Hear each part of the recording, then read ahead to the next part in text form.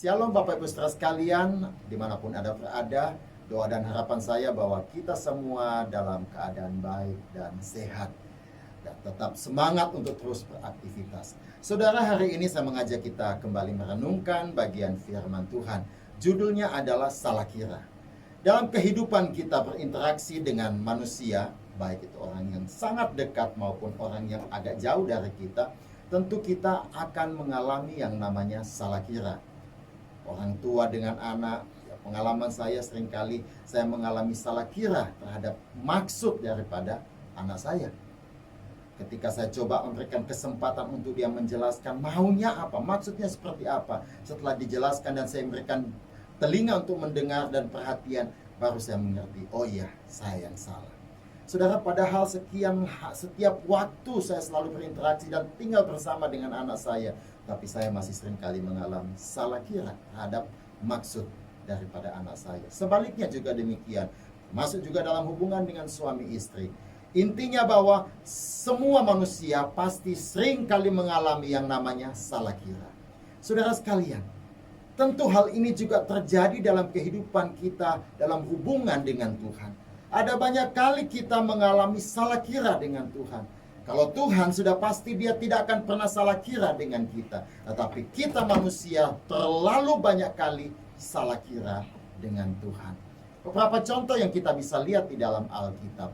Saudara sekalian, di dalam Lukas pasal yang ke-9 ayat 23. Orang mengira bahwa Tuhan menjanjikan hidup yang sukses dan bebas dari penderitaan.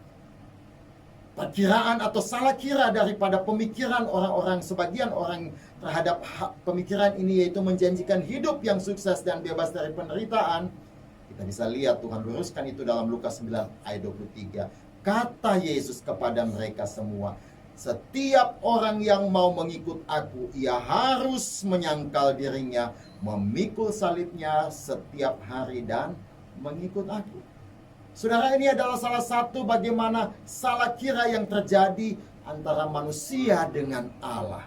Dan di sini Tuhan meluruskan hal itu. Saudara sekalian, tentu masih banyak ayat-ayat yang lain yang kita temukan di dalam Alkitab bahwa kita mengalami salah kira. Dan untuk itu saudara, agar saya dan saudara tidak mengalami terus-menerus salah kira. Kita mengira bahwa Tuhan maunya begini, padahal maksudnya Tuhan adalah begitu.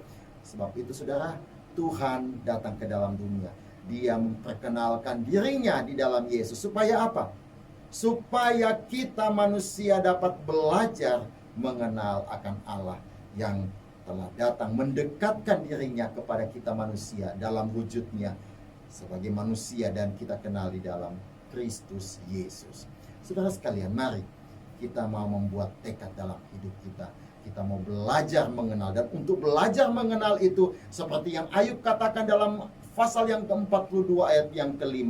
Hanya dari kata orang saja aku mendengar tentang engkau, tetapi sekarang mataku sendiri memandang engkau. Sebelum Ayub mengalami cobaan yang begitu besar, yang begitu hebat, dia mungkin hanya berkata, sebagaimana pengakuan dia, hanya dari kata orang saja aku mendengar tentang engkau. Tetapi setelah dia mengalami pencobaan yang begitu dahsyat, dia melihat bagaimana sekarang mataku sendiri memandang engkau.